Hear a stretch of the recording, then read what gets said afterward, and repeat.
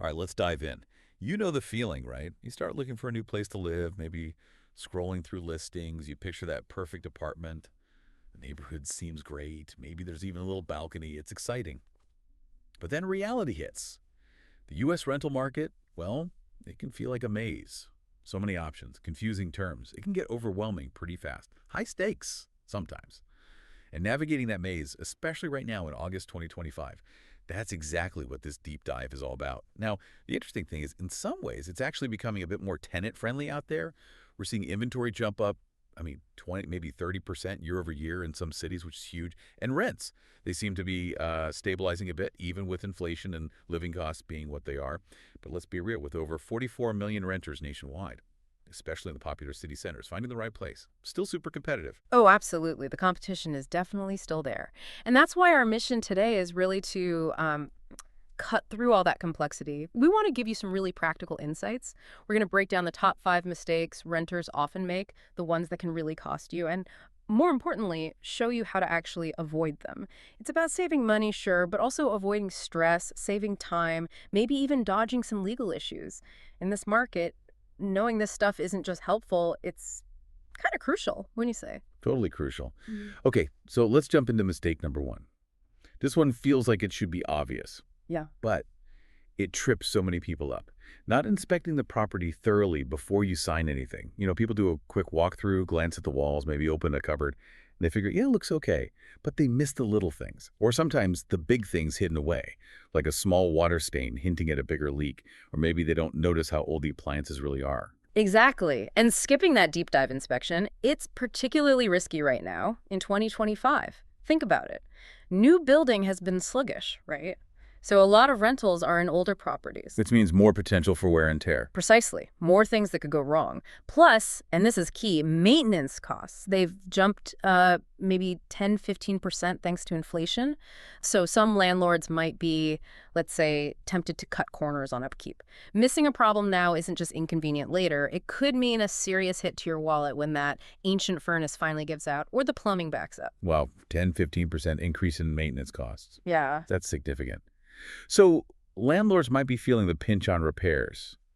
Given that, how do you spot those hidden issues, the ones that aren't immediately obvious but could cost you later? Well, you basically have to become your own detective, right? First off, don't just visit once. Try to go at different times, see the light, check the noise levels. Morning versus evening can be totally different. Good point. And look beyond the surface. Check under sinks, behind appliances if you can.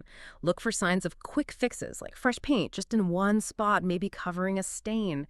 Test everything. Flush toilets, run showers, check the water pressure, turn on all the appliances. Don't just see if they turn on, though, right? No, exactly. Ask about their age, maybe if they've been serviced.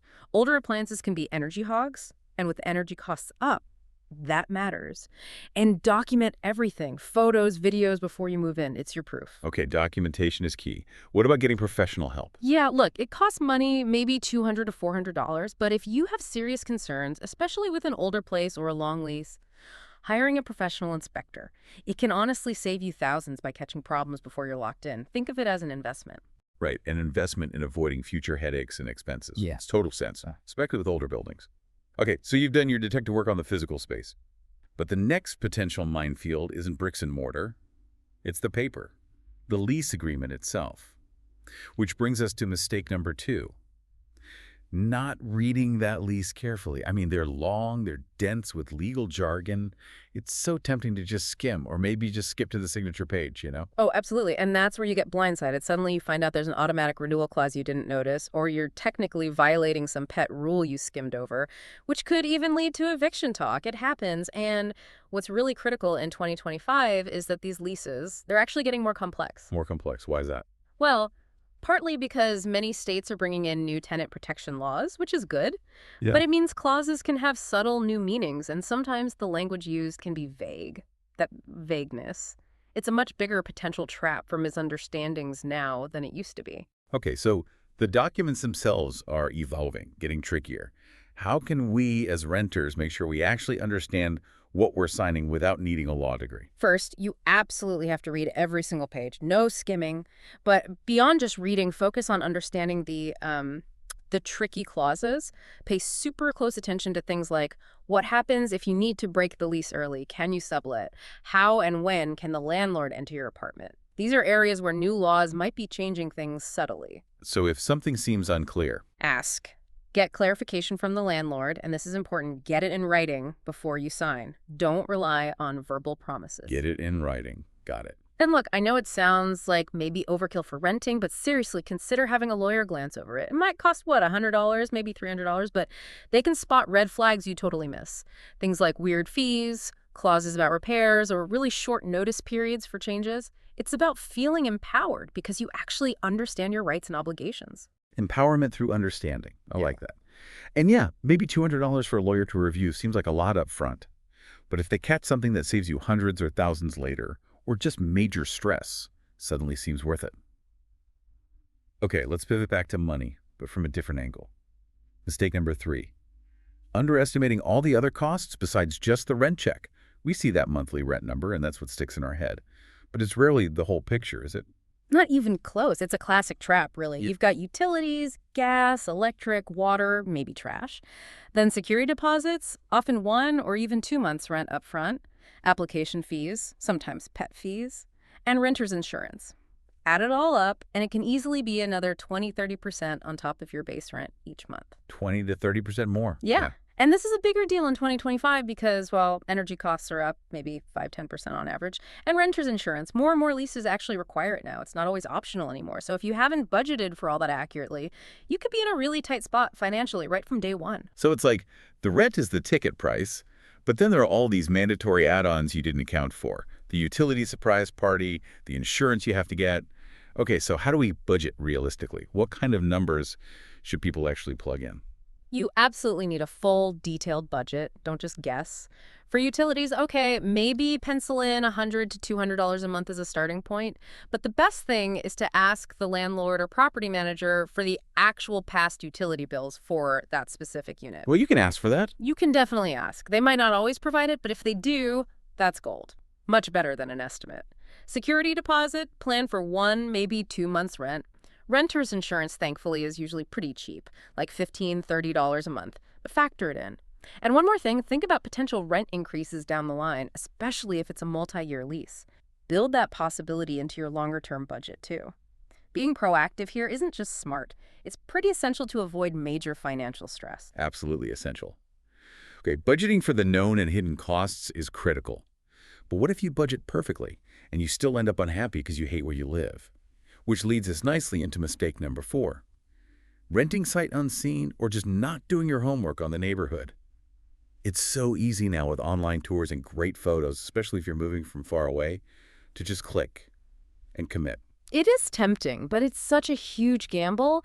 Committing without setting foot in the place, or even if you visit, but you don't really check out the area, you could end up somewhere that feels unsafe, or is incredibly noisy, or has a nightmare commute you didn't anticipate. It leads to major regret, I bet. For sure. And think about 2025 trends.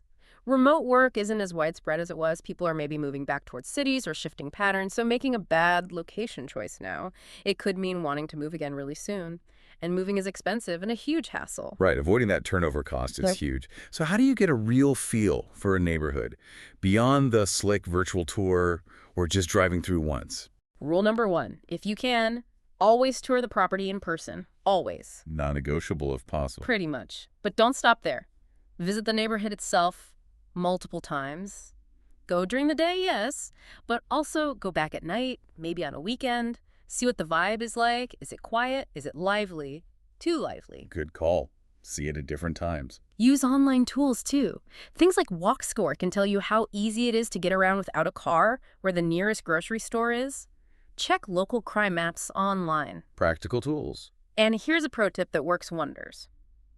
Talk to people who actually live there.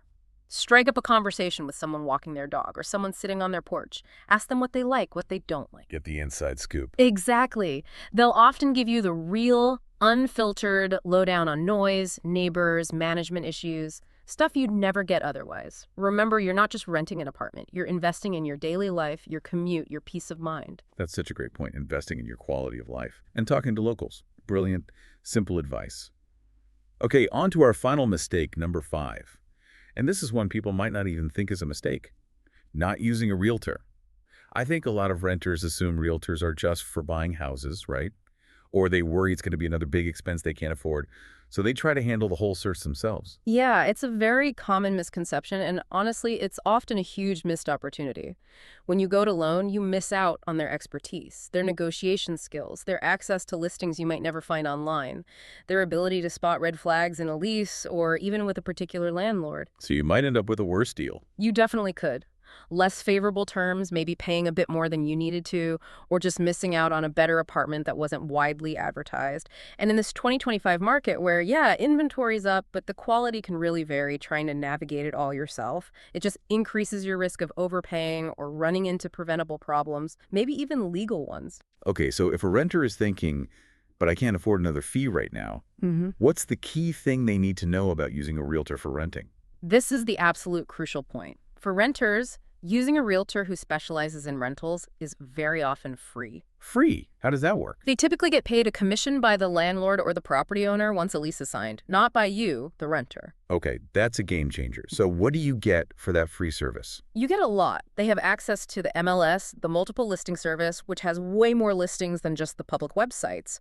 They're pros at negotiating rent price, lease terms, maybe even things like move-in dates on your behalf. And importantly, they understand tenant rights laws. They can help ensure everything is compliant and that you're protected. So they're like your advocate. Exactly. It's really a smart move. It costs you nothing in most cases, and it gives you a significant advantage plus peace of mind in finding the right place. You access expertise and opportunities you just wouldn't have otherwise. So, just to wrap things up a bit, navigating this 2025 rental market, the one with maybe 2-3% rent growth, more tenant protections popping up, it really comes down to being diligent. You need that thorough inspection we talked about. You need to really scrutinize that lease, especially those tricky clauses. Budget realistically for all the costs, not just rent. Do your homework on the neighborhood, get a real feel for it. And honestly, consider getting professional help like a realtor. It can make a huge difference doing these things. It helps you find better deals and avoid some really common, costly mistakes. Absolutely. So we've covered a lot of ground today looking at these key pitfalls in the rental market right now. Thinking about everything we discussed, the inspections, the lease details, the hidden costs, the neighborhood vibe, using a realtor. Here's something for you, the listener, to mull over. What's maybe one concrete step you could take right now or for your next move to feel more prepared? Maybe it really is talking to someone who lives there already. Or maybe it's deciding, okay, next time I will read every word of that lease. Because remember, in today's market, just knowing the basics isn't quite enough. Understanding those nuances, leveraging expert advice, that's what really gives you confidence and power in your search. And of course, for specific advice tailored to your situation, always check out trusted resources like the FTC or your local housing authority. Knowledge really is power here.